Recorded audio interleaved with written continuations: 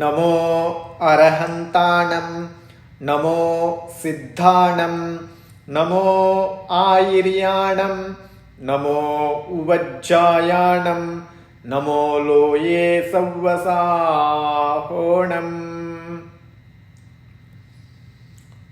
पंच परमेष्टि भगवान की जय हो. जिनवाणी माता की जय हो. ಮೂರು ಕಡಿಮೆ 9 ಕೋಟಿ ಮುನಿರಾಜ ಕಿ ಜೈ ಹೋ. ಅಹಿಂಸಾ ಪರಮೋ ಧರ್ಮ ಕಿ ಜೈ ಹೋ. ಎಲ್ಲರಿಗೂ ಜಯ ಜಿನೇಂದ್ರ.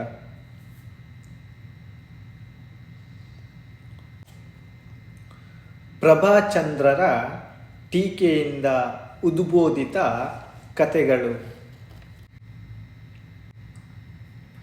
ಅಷ್ಟ ಅಂಗಗಳಲ್ಲಿ 6ನೆಯ ಅಂಗದ ಹೆಸರು ಸ್ಥಿತಿಕರಣ. ಸ್ಥಿತಿಕರಣ ಅಂಗದಲ್ಲಿ ಪ್ರಸಿದ್ಧ ಆದವರು ವಾರಿಷೇಣರ ಕತೆ. ಮಗಧ ದೇಶದ ರಾಜಗೃಹ ನಗರದಲ್ಲಿ ರಾಜ ಶ್ರೇಣಿಕ ಇರುತ್ತಿದ್ದನು. ಅವನ ರಾಣಿಯ ಹೆಸರು ಚೇಲನ ಇತ್ತು. ಇವರಿಗೆ ವಾರಿಷೇಣ ಹೆಸರಿನ ಪುತ್ರ ಇದ್ದನು.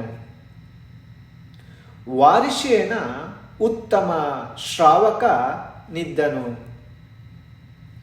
ಒಂದು ಸಲ ಅವನು ಉಪವಾಸ ಧಾರಣೆ ಮಾಡಿ ಚತುರ್ದಶಿಯ ರಾತ್ರಿಯಲ್ಲಿ ಸ್ಮಶಾನದಲ್ಲಿ ಕಾರ್ಯೋತ್ಸರ್ಗದಿಂದ ನಿಂತುಕೊಂಡಿದ್ದನು. ಅದೇ ದಿವಸ ಉದ್ಯಾನದಲ್ಲಿ ಬಂದಿರುವ ಮಗಧ ದೇಶದ ಸುಂದರಿ ವೇಶ್ಯೆಯು ಶ್ರೀಕೀರ್ತಿ ಸೇಠಾಣಿಯ ಮೂಲಕ ಧರಿಸಿರುವ ಹಾರವನ್ನು ನೋಡಿದಳು. ಅದಾದ ನಂತರ ಆ ಹಾರವನ್ನು ನೋಡಿ, ಈ ಆಭೂಷಣವಿಲ್ಲದೆ ನನ್ನ ಜೀವನವಿದ್ದು ಏನು ಪ್ರಯೋಜನವಿದೆ? ಹೀಗೆ ವಿಚಾರಮಗ್ನದಲ್ಲಿಯೇ ಅವಳು ಶಯನದ ಮೇಲೆ ಬಿದ್ದು ಬಿಟ್ಟಿದ್ದಳು. ಆ ವೇಶ್ಯೆಯಲ್ಲಿ ಆಸಕ್ತನಾದ ವಿದ್ಯುತ್ ಚೋರ ರಾತ್ರಿಯ ಸಮಯದಲ್ಲಿ ಅವಳ ಮನೆಗೆ ಬಂದನು. ಆಗ ಅವಳು ಶಯ್ಯೆಯ ಮೇಲೆ ಬಿದ್ದಿರುವುದನ್ನು ನೋಡಿದನು. ವಿದ್ಯುತ್ ಚೋರನು ಅನ್ನುತ್ತಾನೆ, ಏಕೆ ಪ್ರಿಯೆ ಹೀಗೆ ಬಿದ್ದಿರುವೆ? ಅದಕ್ಕೆ ವೇಶ್ಯೆ ಅನ್ನುತ್ತಾಳೆ, ಒಂದು ವೇಳೆ ಶ್ರೀಕೀರ್ತಿ ರಾಣಿಯ ಹಾರವನ್ನು ನನಗೆ ತಂದುಕೊಟ್ಟರೆ ಮಾತ್ರ ನಾನು ಜೀವಿತ ಇರುವೆನು ಮತ್ತು ನೀನು ನನ್ನ ಗಂಡ ಆಗಿರುವಿ. ಇಲ್ಲದಿದ್ದರೆ ಇಲ್ಲ ಎಂದು ಆ ವೇಶ್ಯೆ ಹೇಳುತ್ತಾಳೆ. ವೇಶ್ಯೆಯ ಈ ವಚನ ಕೇಳಿ ಹಾಗೂ ಅವಳಿಗೆ ಭರವಸೆಯನ್ನು ನೀಡಿ ವಿದ್ಯುತ್ ಚೋರ ಮಧ್ಯರಾತ್ರಿಯಲ್ಲಿ ಶ್ರೀಕೀರ್ತಿ ಸೇಠಾಣಿಯ ಮನೆಗೆ ಹೋಗುತ್ತಾನೆ ಮತ್ತು ತನ್ನ ಚತುರತೆಯಿಂದ ಹಾರವನ್ನು ಕಳವು ಮಾಡಿಕೊಂಡು ಹೊರಗೆ ಬರುತ್ತಾನೆ. ಹಾರದ ಹೊಳಪಿನಿಂದ ಅವನು ಕಳ್ಳನೆಂದು ತಿಳಿದು ಗೃಹ ರಕ್ಷಕರು ಮತ್ತು ಕೋತುವಾಲರು ಅವನನ್ನು ಹಿಡಿಯಲು ಮುಂದಾದರು. ವಿದ್ಯುತ್ ಚೋರನು ಓಡಲು ಆರಂಭಿಸಿದನು. ಓಡುತ್ತಾ ಅಸಮರ್ಥನಾದಾಗ ಆಗ ವಾರಿಷೇಣ ಕುಮಾರನ ಹತ್ತಿರ ಆ ಹಾರವನ್ನು ಇಟ್ಟು ಅಲ್ಲಿಯೇ ಅಡಗಿಕೊಳ್ಳುತ್ತಾನೆ. ಕೋತುವಾಲರು ಆ ರತ್ನದ ಹಾರವನ್ನು ವಾರಿಷೇಣನ ಮುಂದೆ ಬಿದ್ದಿರುವುದನ್ನು ಕಂಡು ರಾಜ ಶ್ರೇಣಿಕನಿಗೆ ಹೇಳಲಾಯಿತು. ರಾಜನ್, ವಾರಿಷೇಣನು ಕಳ್ಳನಿದ್ದಾನೆ. ಚಾಂಡಾಲನು ವಾರಿಷೇನರ ಮಸ್ತಕವನ್ನು ಕತ್ತರಿಸಲು ಖಡ್ಗವನ್ನು ಪ್ರಹರಿಸುವಾಗ ಅದು ಅವನ ಕೊರಳಿನಲ್ಲಿ ಹಾರವಾಗಿ ಪರಿಣಮಿಸಿತು. ಈ ಅತಿಶಯವನ್ನು ಕೇಳಿ ರಾಜ ಶೇಣಿಕನು ಹೋಗಿ ವಾರಿಷೇನನ ಹತ್ತಿರ ಕ್ಷಮೆಯನ್ನು ಕೇಳಿದನು. ವಿದ್ಯುತ್ ಚೋರ ಕಳ್ಳನು ಅಭಯದಾನ ಪಡೆದು ರಾಜನಿಗೆ ಆಗ ತನ್ನ ಮೊದಲಾದ ಎಲ್ಲ ವೃತ್ತಾಂತವನ್ನು ಹೇಳಿದನು. ಆಗ ರಾಜನು ವಾರಿಷೇನನನ್ನು ಕರೆಯಲು ಉದ್ಯಾತನಾದನು. ಆದರೆ ವಾರಿಷೇನನು ಹೇಳುವನು, ಇನ್ನು ಮಾತ್ರ ನಾನು ಕರಪಾತ್ರದಲ್ಲಿಯೇ ಭೋಜನವನ್ನು ಮಾಡುವೆನು, ಅಂದರೆ ದಿಗಂಬರ ಮುನಿಯಾಗುವೆನು ಎಂದು ಹೇಳಿದನು.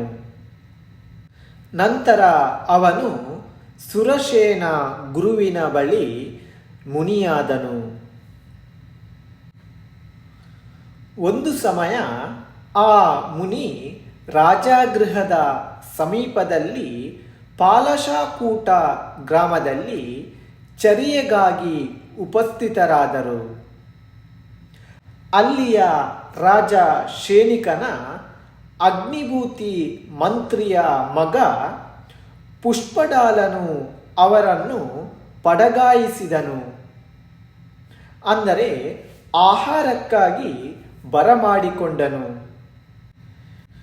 ಚರ್ಯೆಯ ಬಳಿಕ ಪುಷ್ಪಡಾಲನು ಸೋಮೀಲನ ತನ್ನ ಹೆಂಡತಿಯ ಬಳಿ ಹೇಳಿ, ಬಾಲ್ಯಕಾಲದ ಮಿತ್ರನು ಇರುವ ಕಾರಣ ಕೆಲವು ದೂರದವರೆಗೆ ಕಳುಹಿಸಿಕೊಡಲು ಮುನಿರಾಜರ ಜೊತೆಗೆ ಹೊರಟು ಹೋದನು.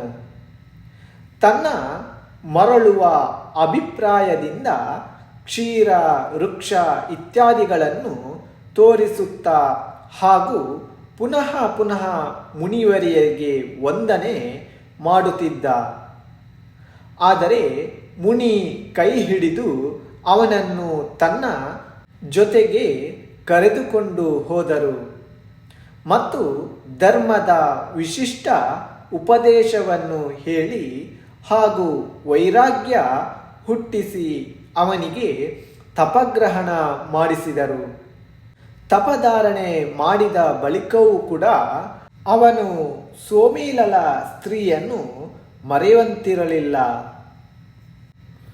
ಪುಷ್ಪಡಾಲ ಮತ್ತು ವಾರಿಷೇನ ಇಬ್ಬರು ಮುನಿ 12 ವರ್ಷದವರೆಗೆ ತೀರ್ಥಯಾತ್ರೆ ಮಾಡಿ ಭಗವಾನ್ ಮಹಾವೀರ ಸ್ವಾಮಿಯ ಸಮವಸರಣದಲ್ಲಿ ಮುಟ್ಟಿದರು. ಅಲ್ಲಿ ವರ್ಧಮಾನ ಸ್ವಾಮಿಯ ಮತ್ತು ಪೃಥ್ವಿಗೆ ಸಂಬಂಧಿಸಿರುವ ಒಂದು ಗೀತ ದೇವತೆಗಳ ಮೂಲಕ ಹಾಡಲಾಗಿತ್ತು. ಅದನ್ನು ಪುಷ್ಪಡಾಲನು ಕೇಳಿದನು. ಗೀತದ ಭಾವ ಇದಾಗಿತ್ತು: ಯಾವಾಗ ಪತಿ ಪ್ರವಾಸಕ್ಕೆ ಹೋಗಿದ್ದಾಗ ಆ ಸ್ತ್ರೀ ಖಿನ್ನ ಚಿತ್ತಳಾಗಿ ವ್ಯಾಕುಲತೆಯಿಂದ ಇರುವಳು. ಆದರೆ ಯಾವಾಗ ಅವನು ಮನೆಯನ್ನೇ ತೊರೆದು ಹೋಗಿರುವಾಗ ಆಗ ಅವಳು ಹೇಗೆ ಜೀವಿತ ಇರಬಲ್ಲಳು? ಪುಷ್ಪಡಾಲನು ಈ ಗೀತೆ ತನ್ನ ಹಾಗೂ ಸೋಮೀಲಳ ಸಂಬಂಧದಲ್ಲಿ ಇರಲಾಗಿತ್ತು. ಇದಕ್ಕೋಸ್ಕರ ಅವನು ಉತ್ಕಂಠಿತನಾಗಿ ನಡೆಯಲು ಆರಂಭಿಸಿದನು. ವಾರಿಷೇನ ಮುನಿ ಇದನ್ನು ತಿಳಿದುಕೊಂಡು ಅವನನ್ನು ಸ್ಥಿತೀಕರಣ ಮಾಡುವುದೋಸ್ಕರ ಅವನನ್ನು ತನ್ನ ನಗರಕ್ಕೆ ಕರೆದುಕೊಂಡು ಬಂದನು. ಚೇಲಿನಿಯು ಆ 2 ಮುನಿಗಳನ್ನು ನೋಡಿ ವಿಚಾರ ಮಾಡಿದಳು. ಅದು ವಾರಿಷೇನ ಏನು ಚಾರಿತ್ರದಿಂದ ಚಂಚಲನಾಗಿ ಬರುತ್ತಿರುವುದೇನೋ ಎಂದು ಪರೀಕ್ಷೆ ಮಾಡಲೆಂದು ಅವಳು 2 ಆಸನಗಳನ್ನು ಕೊಟ್ಟಳು. ಒಂದು ಸರಾಗ ಮತ್ತು ವಿರಾಗ. ವಾರಿಷೇನನು ವೀತರಾಗ ಆಸನದ ಮೇಲೆ ಕುಳಿತುಕೊಂಡು ಹೇಳುವನು, ಅದು ನಮ್ಮ ಅಂತಃಪುರ ಕರೆಯಬಹುದು. ಮಹಾರಾಣಿ ಚೇಳನಿ ಆಭೂಷಣಗಳಿಂದ ಸಿಂಗಾರ ಮಾಡಿ 32 ಸ್ತ್ರೀಯರನ್ನು ಕರೆದುಕೊಂಡು ಎದುರಿಗೆ ನಿಲ್ಲಿಸಿದಳು.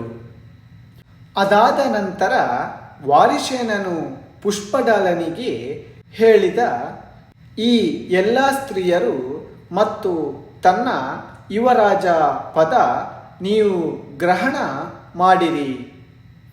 ಇದನ್ನು ಕೇಳಿ ಪುಷ್ಪಡಾಲನು ಅತ್ಯಂತ ನಾಚಿಕೆಯಿಂದ ನಗುತ್ತಾ ಉತ್ಕೃಷ್ಟ ವೈರಾಗ್ಯಕ್ಕೆ ಪಾತ್ರನಾದನು ಮತ್ತು ಪರಮಾರ್ಥದಿಂದ ತಪವನ್ನು ಮಾಡಹತ್ತಿದನು.